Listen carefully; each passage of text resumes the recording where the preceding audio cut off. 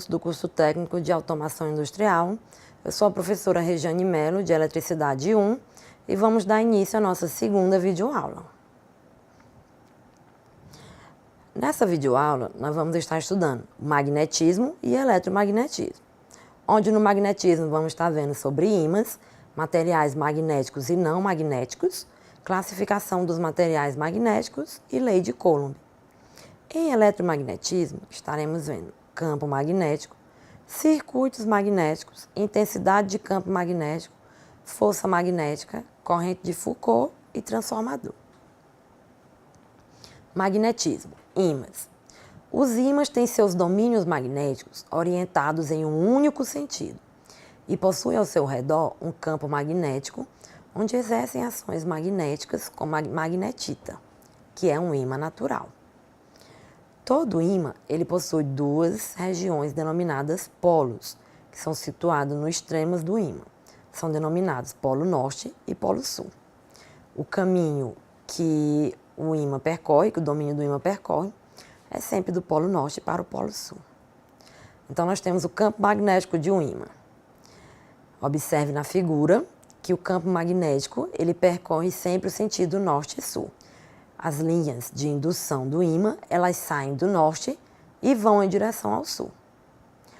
Temos na figura seguinte o princípio da inseparabilidade dos polos. Então, todo ímã ele tem dois polos, o norte e o sul. E esses polos eles são inseparáveis, okay? Sendo que as linhas de indução eles percorrem esses dois polos. Interação magnética entre dois ímãs.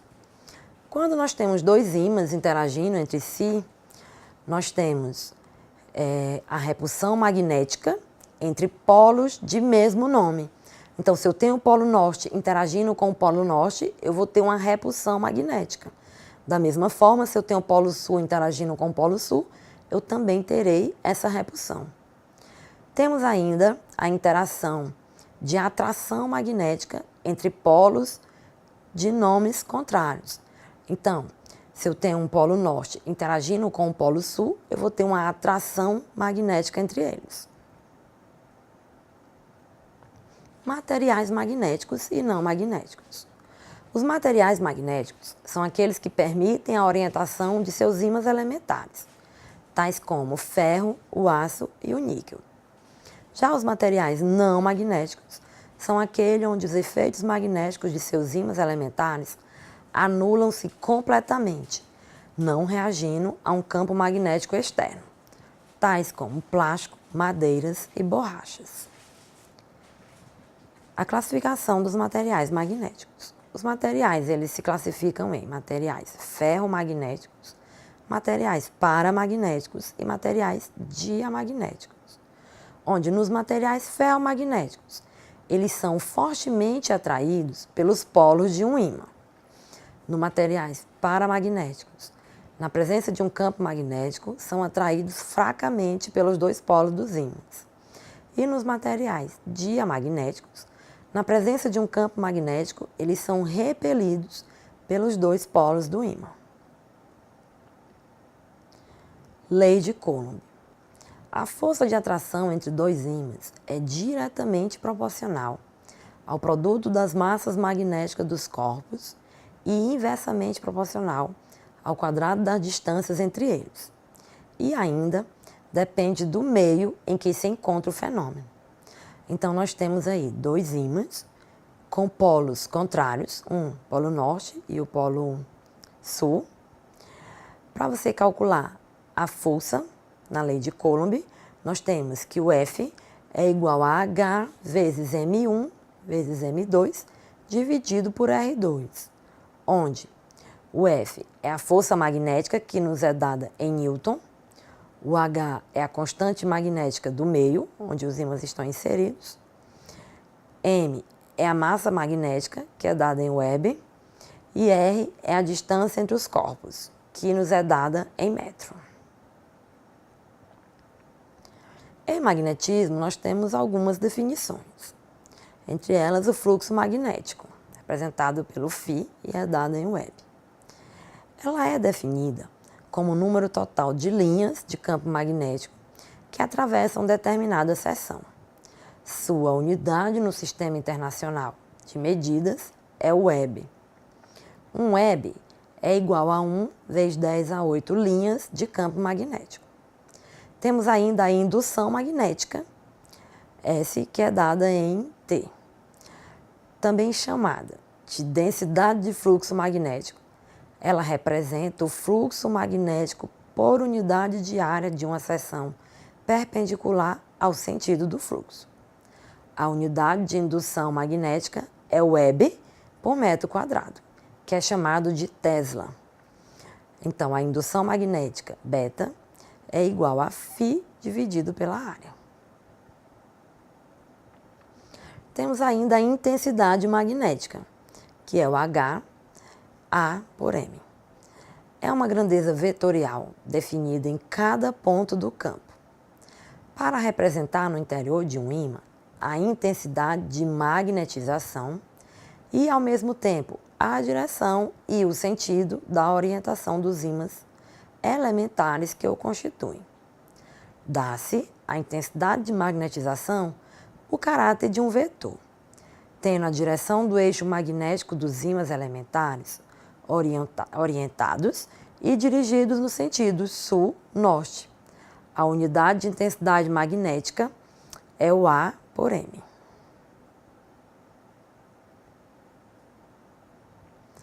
Temos também a permeabilidade magnética, que é dado pela letra φ, que é dada em T vezes M dividido por A.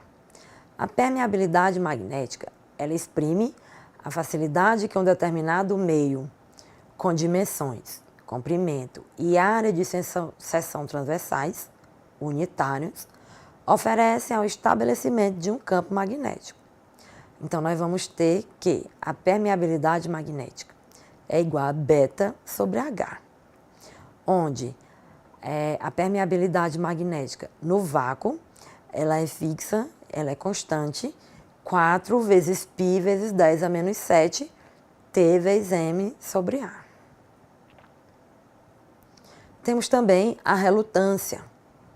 A relutância magnética de um circuito magnético, ela pode ser definida como a dificuldade oferecida pelo circuito à passagem do fluxo magnético através desse circuito. Então, nesse caso, nós vamos ter que a relutância magnética é igual a I dividido pela permeabilidade vezes a área. Definido magnetismo, vamos para eletromagnetismo. Então, no eletromagnetismo, nós temos um campo elétrico criado por corrente elétrica. Nesse caso, sempre que houver cargas elétricas em movimento em torno dessa carga, surgirá um campo magnético. Então, essa foi uma experiência de Oersted. Ele determinou que quando houvesse movimento de cargas ao redor dessas, iria induzir um campo magnético, como mostrado aí na figura. E o campo magnético criado por um condutor retilíneo. O campo magnético gerado por um fio retilíneo extenso é tal que as linhas de indução são circunferências concêntricas, tendo como centro o próprio fio. O sentido desse campo magnético ele pode ser obtido pela regra da mão direita, onde o polegar é colocado no sentido convencional da corrente e os outros dedos que envolvem o M é o sentido do campo magnético. Então, nós temos o quê? O campo magnético é igual a permeabilidade no vácuo vezes o I dividido por 2 vezes D, onde o μ0 é a permeabilidade magnética do meio, no caso, o vácuo, o I é a corrente e o D é a distância do ponto P ao fio. Campo magnético criado por uma espira circular. Nesse caso, a espira circular é um fio condutor em forma de circunferência. Os polos norte e sul da espira circular são determinados, respectivamente, pela saída e entrada das linhas de indução. Para relacionar o sentido do vetor B com o sentido da corrente I, utiliza-se a regra da mão direita. como foi visto anteriormente. A intensidade de beta é dada pela relação. Beta é igual a μ0 vezes I sobre 2 vezes R, onde R é o raio da espira. Circuitos magnéticos. Força magnetomotriz. A força magnetomotriz de uma bobina é a força produtora de campo magnético. A FMM, como é chamada, ela depende da corrente elétrica e do número de espiras da bobina. Sua unidade é o ampere-espira. Assim, a FMM é igual ao número de espiras vezes a corrente elétrica da bobina. Intensidade de campo magnético. A intensidade de campo magnético é inversamente proporcional ao comprimento da bobina e diretamente proporcional ao número de espiras dessa bobina. É a corrente que percorre. A unidade da intensidade magnética em circuito magnético é AE dividido por M. Então, para calcular a intensidade de campo magnético, nós temos H é igual a N vezes I dividido por L, onde L é o comprimento da bobina. Força magnética. Força magnética numa carga em movimento. As cargas elétricas em movimento, elas originam um campo magnético. Há uma interação entre esse campo e o originado pela carga. Essa interação manifesta-se por forças que agem na carga elétrica e são denominadas forças magnéticas. Então, nós temos na figura aí o sentido da força magnética. Como essa força ela é calculada?